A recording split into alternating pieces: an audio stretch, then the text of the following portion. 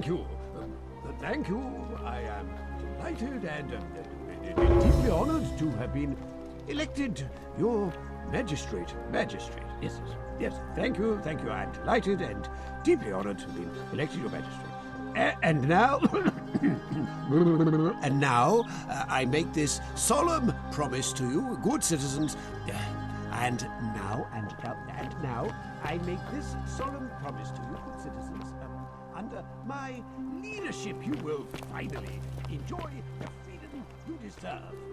And no more shall you walk on eggshell. Yes.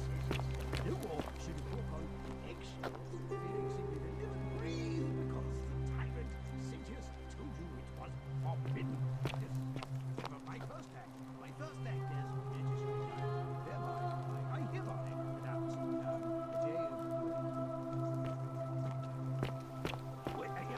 of celebration. I hereby announce the day of celebration of Yes. Very good. Domitius doesn't usually let anyone in here without a hefty tribute, so you must have been desperate to see me. Well, what do you want?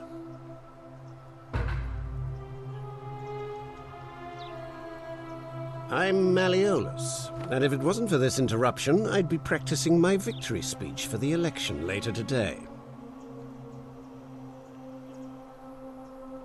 I'm glad you asked. I'll finally restore freedom to this city, just as I've been promising. These good people have suffered long enough under Sentius's tyranny.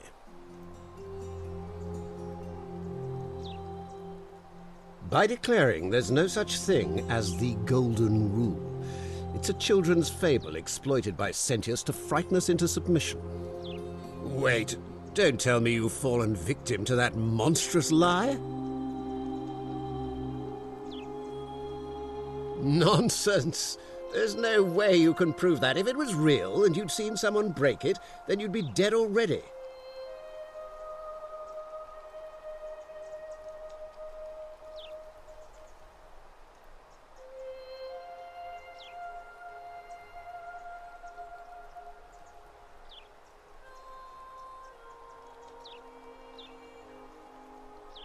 I disagree.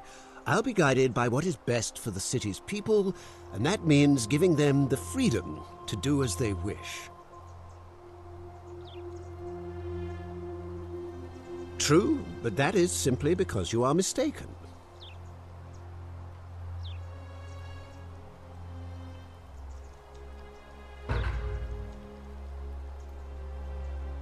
My name is Marcus Malleolus Gurgis. You seem to have confused me with someone else. You mean my heterochromia? I am guilty of nothing more than having different colored eyes. And I'm hardly the only person with the condition. Alexander the Great had it too, as it happens. I like to think it is simply the way the gods have chosen to mark a natural-born ruler. Nothing more.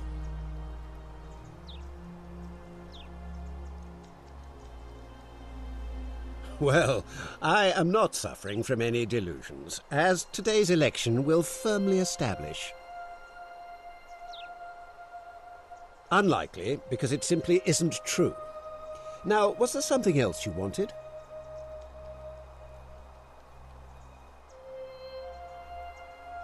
Of course not. But as I always say, if Sentius can't protect his daughter, how can we trust him to protect this city?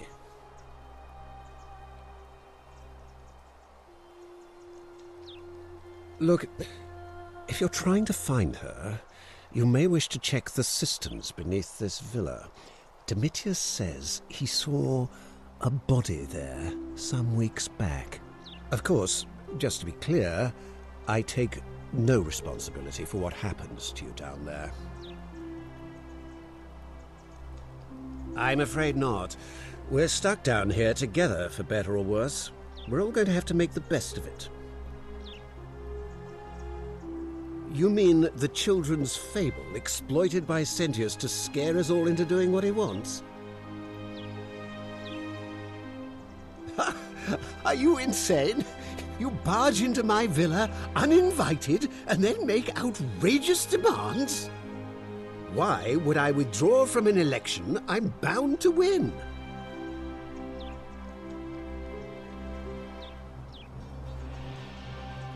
You are acting very strangely. I trust you can see yourself out.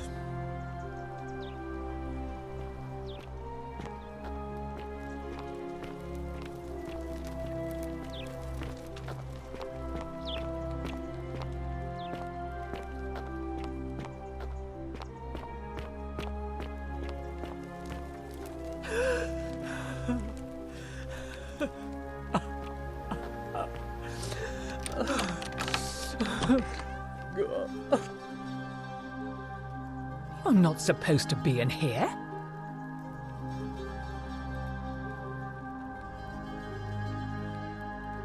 Talk. What business could you possibly have with me?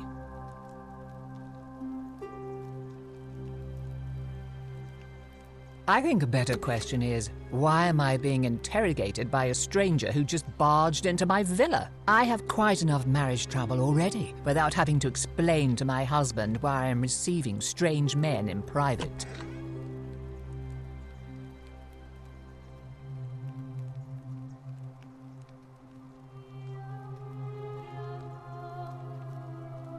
The dainty little thing from next door? Of course not. As much as I despise her father, I would never lay a finger on that poor, sweet child.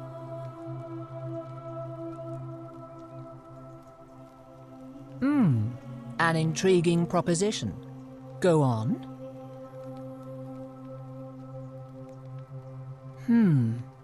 Perhaps you're not as silly as those clothes make you look. What makes you say that? You know, I may have the very thing you're looking for. Some time ago, when he still cared for me, he wrote me a love letter. Only, he used the wrong name. Now, addressing one's wife by the wrong name is not unheard of among philandering Romans. But in this case, the name he got wrong was his own. I confronted him about it, and he stammered through some incoherent response. I let it go, eventually, and yet questions have lingered in the back of my mind ever since. But wait a minute. Why exactly are you helping me?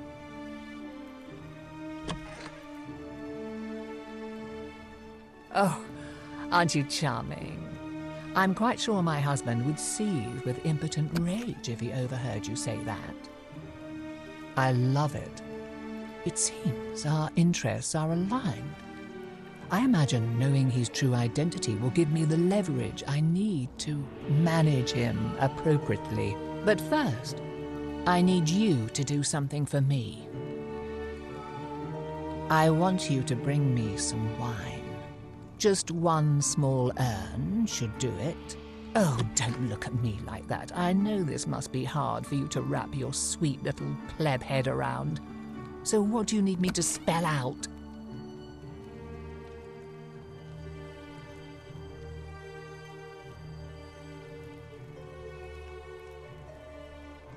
Let me tell you something about Malleolus.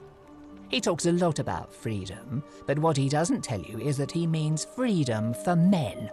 After all I've done for him, counselling him through his entire election campaign, and he had the audacity to lock me in here. He said it was for my own good, and that my drinking was unbecoming of a lady, let alone the wife of a magistrate. I'll show him unbecoming.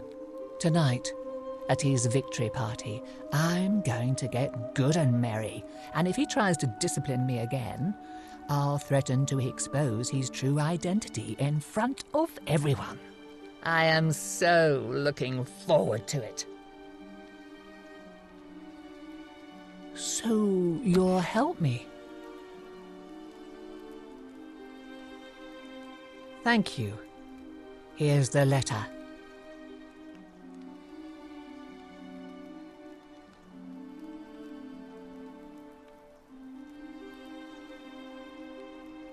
Now, perhaps you can tell me who Quinctius really is. What? He's... Oh no, that's... quite a lot more serious than I imagined. I only wanted some leverage over him, not to destroy him. Give me that immediately. Nobody else must know.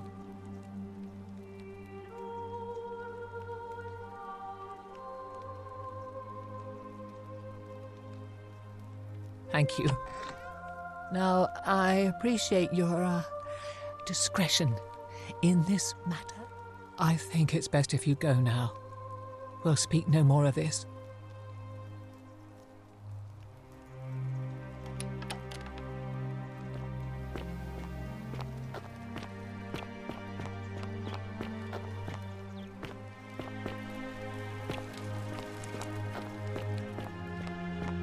Still here?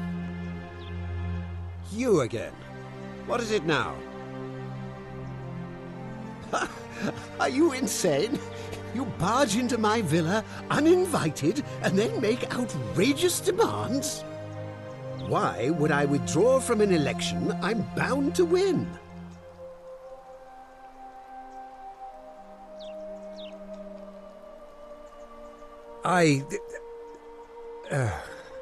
So, it finally caught up with me. I suppose that makes you... what? One of Nero's assassins? So, you're not going to kill me?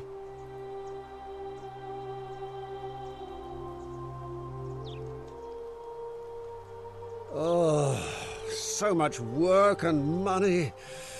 Oh, well, if I do it, you'd let me live?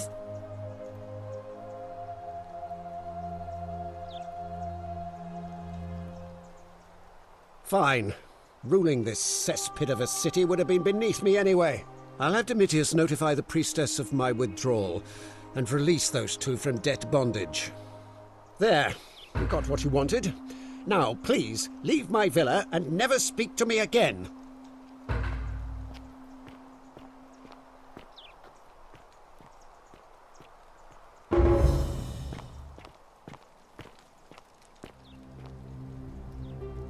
Domitius, are you listening? Yes, sir. I've made a decision to release Julia and Ulpius and withdraw from the election. I want you to go and inform Equitia. Sir? Are you under duress, sir? I've just had a change of heart. But you were on track to be magistrate, sir. All that work, all that money, wasted. Those are my orders. Carry them out. As you wish, sir.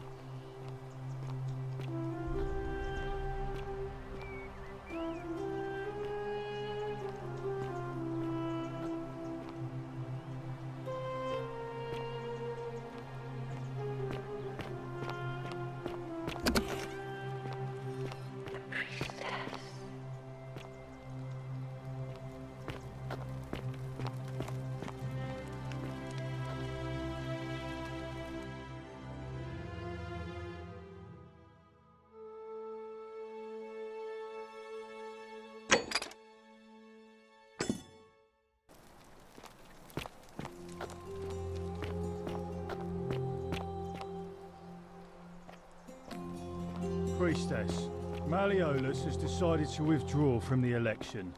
Oh, well, that's surprising, but thank you for telling me. I'll let everyone know.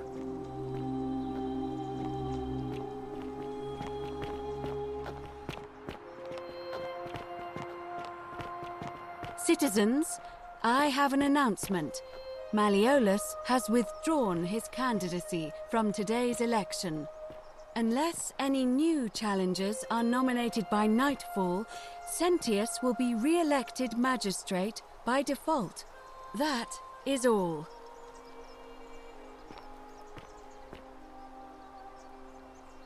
A new face. Ave, and may Vesta watch over you. I'm Equitia. To what do I owe the pleasure of this visit?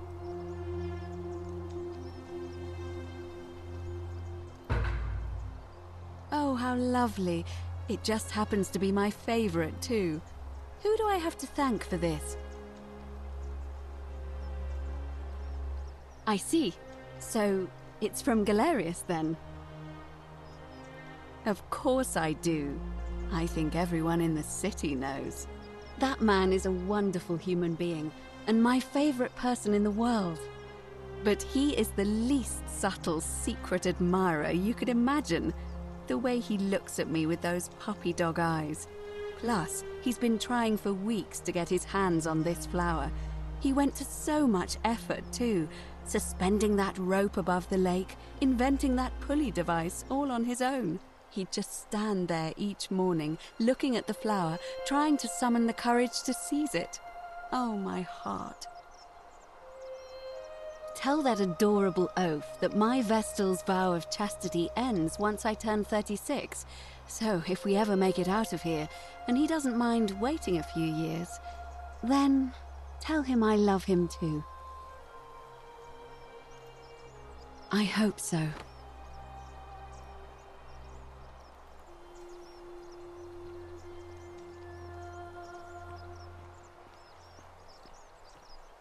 Interesting.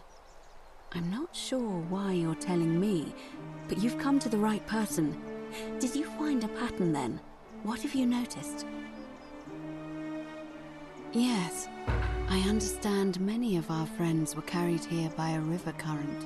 What else? That's true. I know I wasn't entirely sure how I wound up here. What else? There are definitely some common threads there. But I think we'll need at least a few to ensure we're not just seeing coincidences. Keep asking people how they wound up here.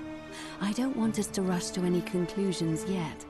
Livia's fate weighs heavily on my mind, and dictates we should be sure.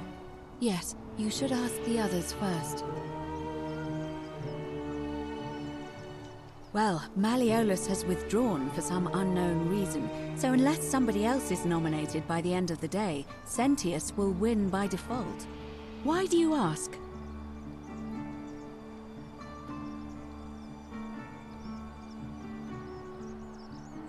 You can, assuming they're eligible and willing to accept the nomination.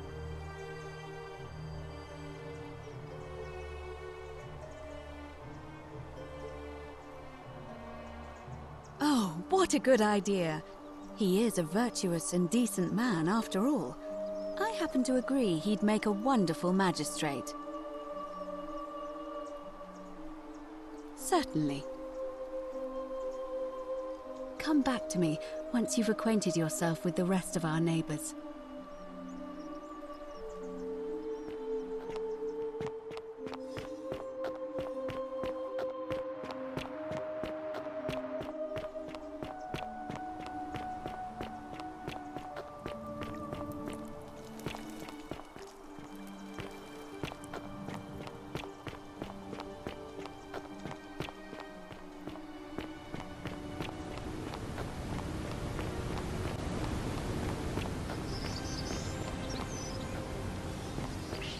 Don't you just love springtime? Salve again, my Sisyphean friend. Oh, and I'm in the running for magistrate. Feeling kind of nervous, but I'm hoping it'll all be worth it when I order Dooley's release. I just hope I'll have the votes I need. Now, what's on your mind? Well, it's a long one and kind of sad, but I don't mind telling it. I'm a farmer. Always have been. I grew up in a small village in Britannia, Camulodunum, with my parents and 2 little sisters. Lovely part of the world. One day, when I was about 20, my father and I were in the top paddock, loading our cart, when some Roman legionaries came along, demanding produce for their men.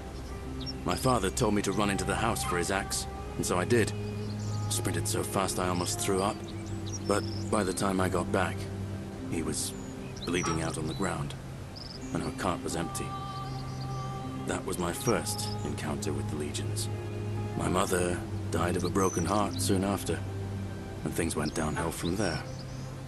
I took over the farmstead, but I was young, and it was a struggle. More raiding started before too long. We'd come outside in the morning to find animals missing, our stores pillaged. These Legion thugs just took whatever they wanted. One night, when my sisters and I had nothing left to steal, there was a knock at the door. I knew who they were, and what they wanted. I got my father's old axe, pulled the door open real quick, and before that soldier knew it, split his face right down the middle. But there were more of them.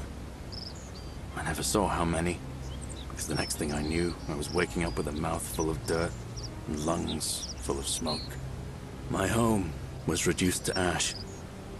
My sisters, dead. And they left me alive to see what they'd done. Still burns whenever I think about it. Yeah, well, I wasn't the only one this happened to. It wasn't long before Boudica led thousands of Britons in a rebellion against the Romans.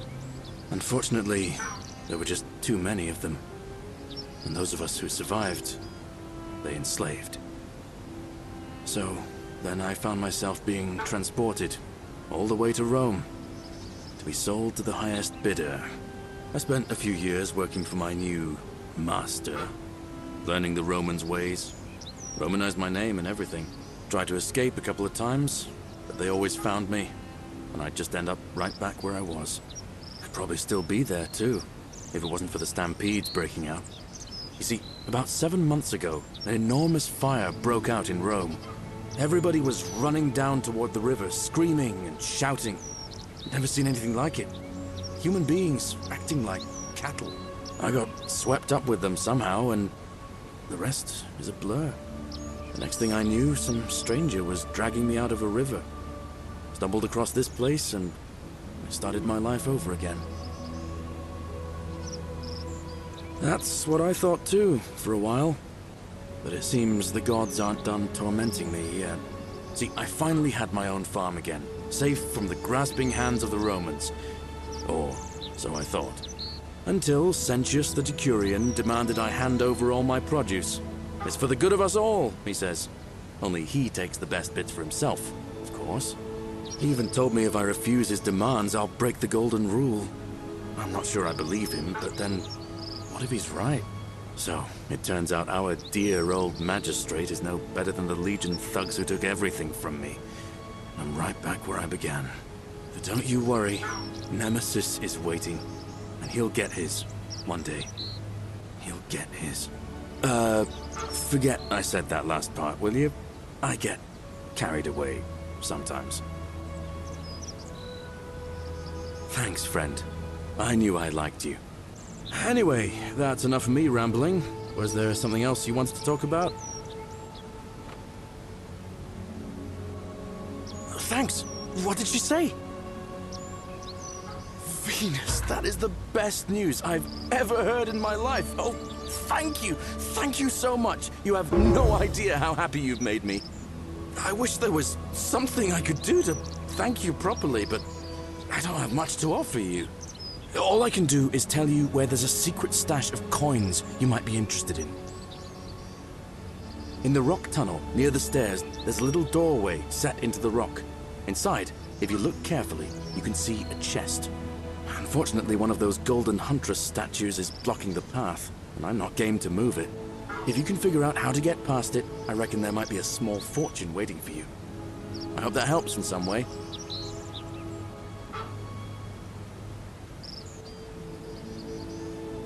I've bounced the idea around once or twice, mainly as a way of getting Dooley set free. God knows Sentius is never going to do it. But from what I hear, Malleolus has the election stitched up. Nobody's going to take him on and win.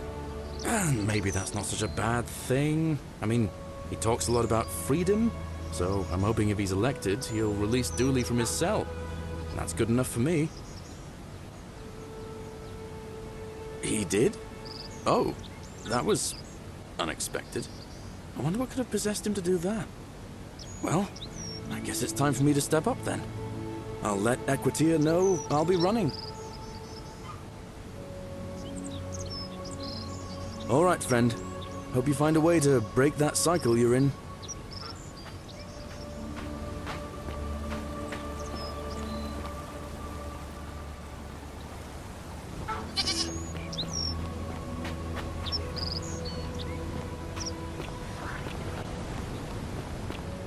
Salve.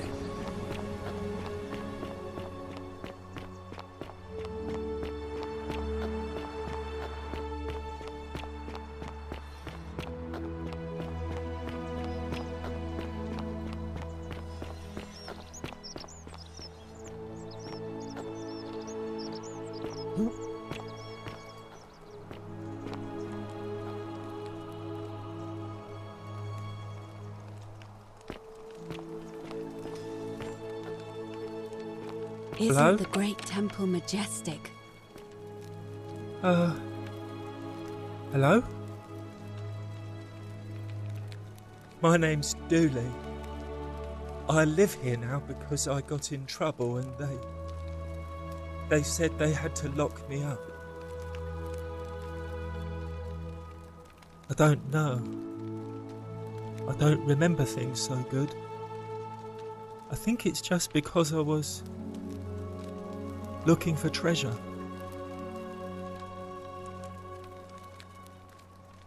Yes, but I wasn't. I was just looking. They said I did it more than once, but I can't remember Fortune things so smile good. on you, brother. Then they called me mean names. They called me a liar, Billy. Yes. They said I have to live here now, and gave me this letter. But I'm not good with words. Do you think you could read it for me?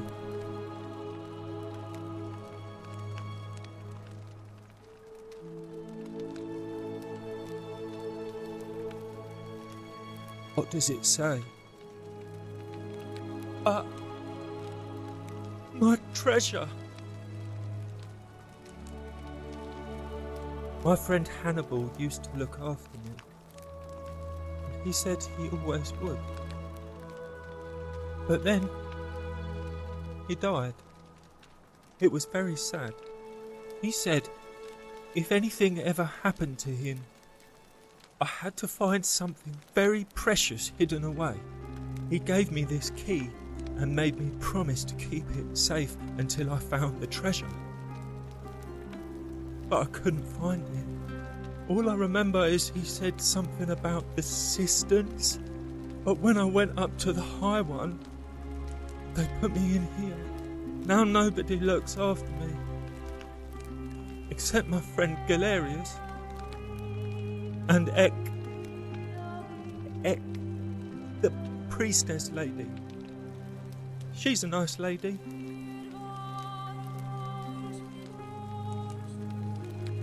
Hannibal said I shouldn't give it to anyone I didn't trust. But maybe you could help me get out of here. Then I would trust you a lot. Galerius already tried that. He said the magistrate wouldn't listen, no matter what. Like, Galerius? He's nice. I like Galerius. He made me a doll and everything.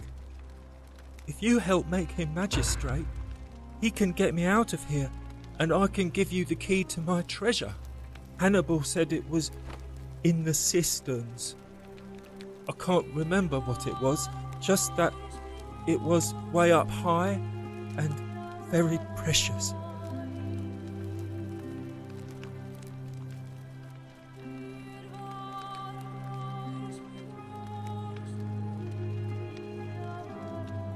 You're going to let me out of here? Really?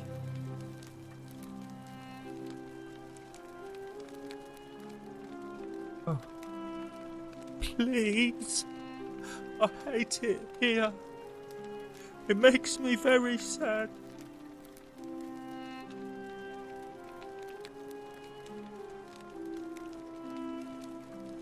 My friend Hannibal used to look after me. And he said he always would. But then, he died. It was very sad. He said if anything ever happened to him, I had to find something very precious hidden away. He gave me this key and made me promise to keep it safe until I found the treasure.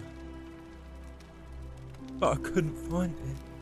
All I remember is he said something about the cisterns, but when I went up to the high one, they put me in here. Now nobody looks after me, except my friend Galerius and Ek, the priestess lady. She's a nice lady.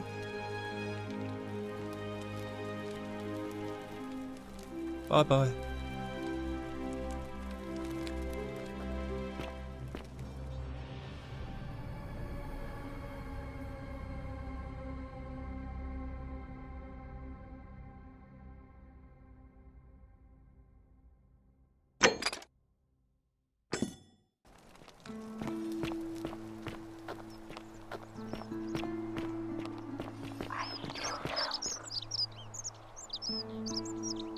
Arve again.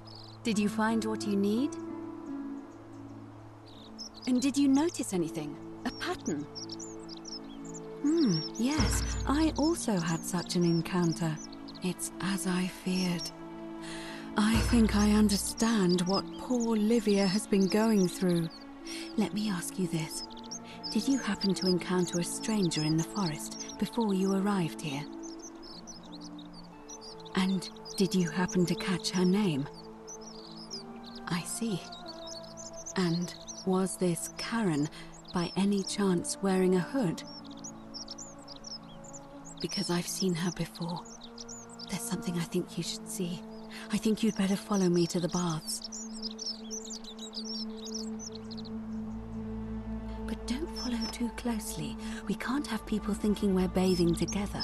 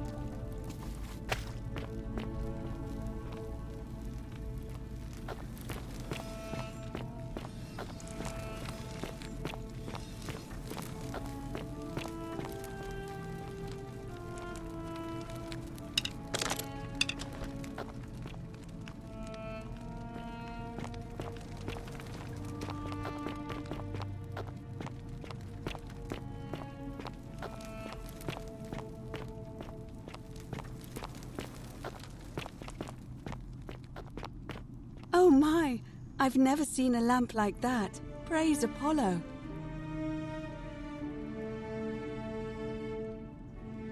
All right, you're here.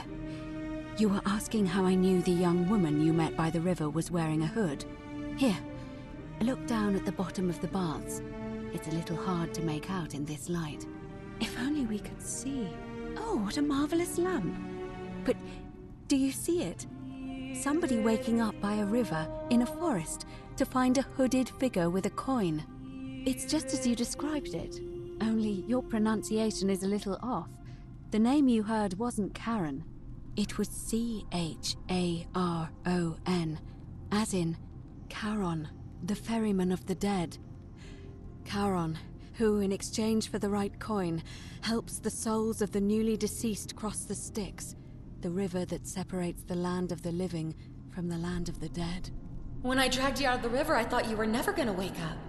I checked your pockets for ID, but all I found was some loose change.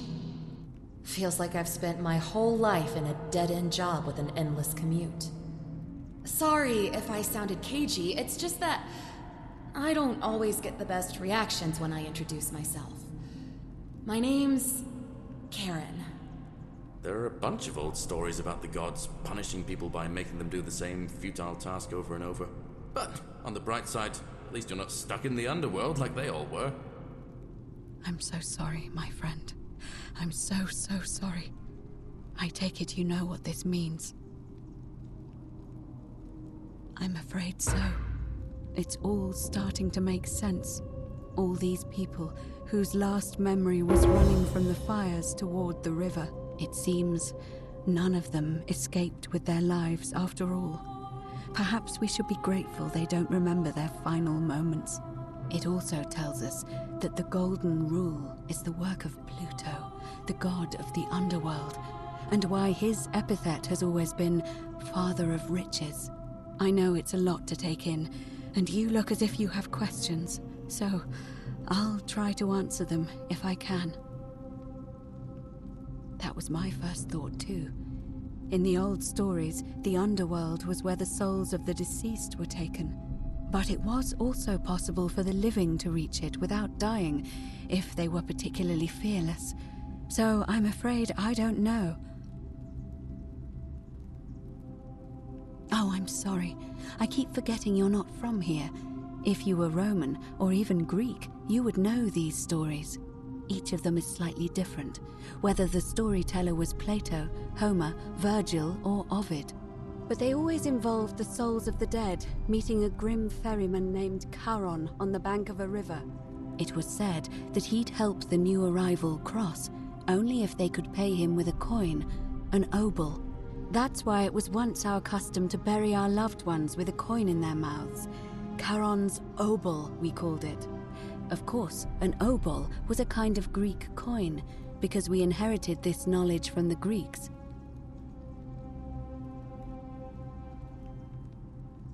To be fair, the ferryman isn't exactly as the poets described, and he, she, they seem to appear to different people in different guises. You say you saw a young woman named Karen with a hood, and I once heard Kabash mention a stranger in a ram headdress named Kerti, and Rufius described meeting a stranger named Kumut Tabal wearing an eagle headdress. But whatever form this stranger took, they were always wearing a hood of some sort, and their name always began with a K sound. I suspect the only way you'll solve this riddle is if your paths cross again.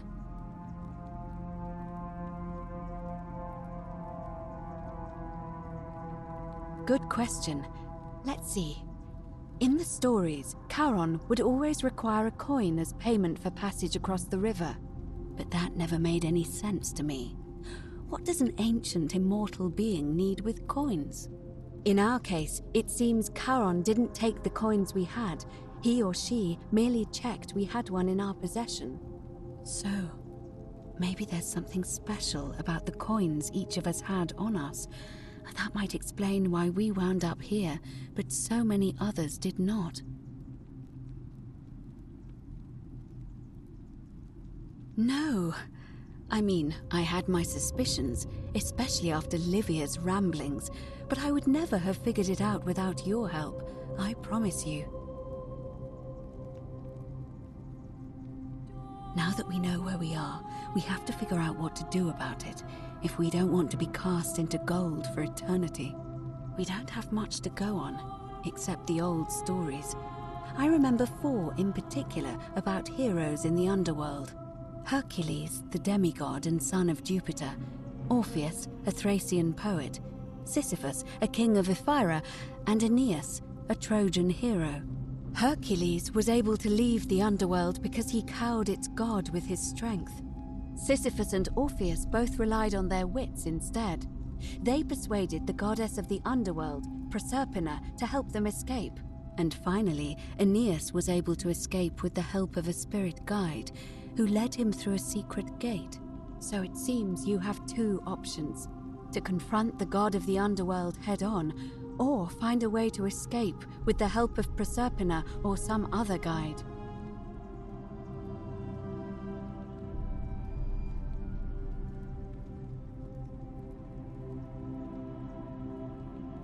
All Romans try to avoid saying it, and the reason is quite simple. He might hear us. You may refer to him as Pluto, if you wish, but you'll only be calling attention to yourself. Do so at your own peril.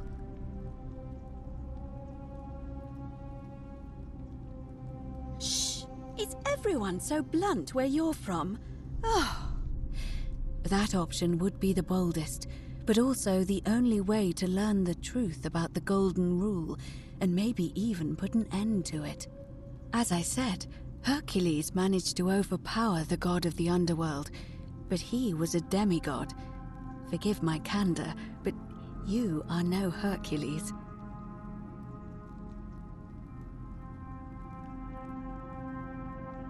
I'll admit, you do seem different to anyone I've ever met. And even that lamp of yours looks like something Prometheus might have stolen from the gods. So, if you want to confront him, I'll help you as much as I can. Who knows? Perhaps your name will be uttered in the same sentence as Hercules one day. But first, you'd need an audience with you-know-who, and for that, you'll need to enter the great temple overlooking the city. The problem is, the door has been sealed shut for as long as I've lived here, and there doesn't even seem to be a keyhole. I suspect the answer lies in the desecrated obelisk in front of it. I'm not sure if you noticed, but there are 4 plaques missing from its base. It looks as though somebody, or a series of somebodies, forcibly removed them, and in doing so, dishonored and angered our divine keeper. If you could recover and replace all 4 of those missing plaques, I imagine he might be willing to receive an audience again. It's the towering stone monument with 4 sides and a pyramid-shaped head that stands before the great temple, a dedication to the god of this place. You'll find them all over Rome, but of course they were looted from Egypt many years ago. It seems one of them made its way here too, although how is a mystery. However, this one is unusual in that each of the 4 sides is decorated in a different style: Roman, Greek, Egyptian, and another I don't recognize. That means you'll need to recover 4 different plaques: Roman, Greek, Egyptian, and a 4th, a mystery plaque. Good question. To answer that, we first need to ask who would have defaced the obelisk in the first place. It would have had the god's name engraved into it, so it may be that whoever desecrated it wanted that name to be forgotten. And there's only one group of people I know of who might want to do that. There's a cult in Rome that often argued there is only one true god. Theirs, of course. They've been known to start fires, as well as deface religious monuments whose existence challenged their beliefs. If I were you, I'd go looking for them. Of course, they've all been in hiding since the fire last year, so finding them won't be easy. But I did hear a rumor they have a secret shrine somewhere in the city. Perhaps, if you could find that, you might be able to recover the Roman plaque. I don't know. But perhaps you should begin your search with the local Greek fellow, Georgius. His store is in the forum. Perhaps Kabash, our Egyptian resident, will be able to tell us. Unfortunately, he disappeared weeks ago. But I did hear Aurelia is peddling rumors about him at the tavern, so perhaps you could talk to her, or just take a look in his room. I'm afraid you're on your own with that one, but perhaps finding the other 3 will illuminate the way.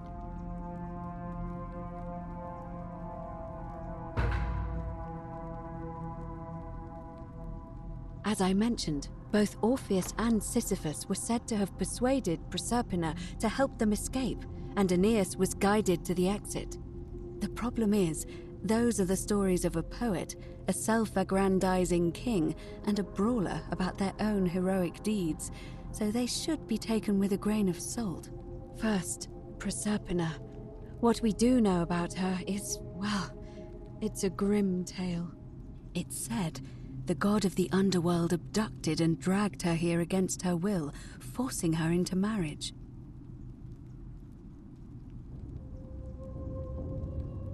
If the stories are true, then I suppose so. The problem is, how do we communicate with her without being noticed by her captor? Leaving that aside for a moment, there is also the possibility of a spirit guide. I don't suppose you've come across one of those in your travels? Truly? And you're only bringing this up now? Then again, I suppose you were worried I'd think you were as mad as Navia. Can you tell me more? Is it the same voice? What kinds of thing does it say? Fascinating. Perhaps she's a benevolent spirit. Or perhaps... Perhaps you're hearing the voice of Proserpina herself. If she has indeed been abducted, it would make sense for her to speak in cryptic whispers to avoid detection. Tell me, has she told you anything that might lead you to the way out?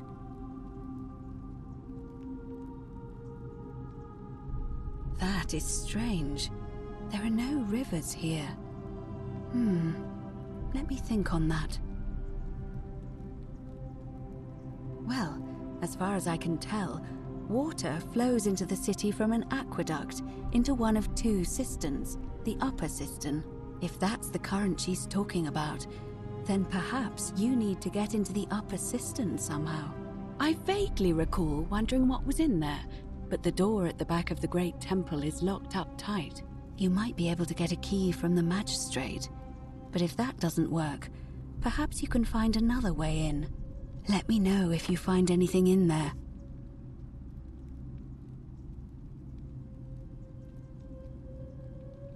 All right. I would suggest not discussing this with anyone. The best we can do for them is to let them remain oblivious for as long as possible. As for Livia, it seems she's been shouldering the weight of this terrible secret all this time. Perhaps it would comfort her to know she's not alone. In any case, time is of the essence, so you'd best begin. May Fortuna guide you. Although you may not need her with Proserpina on your side.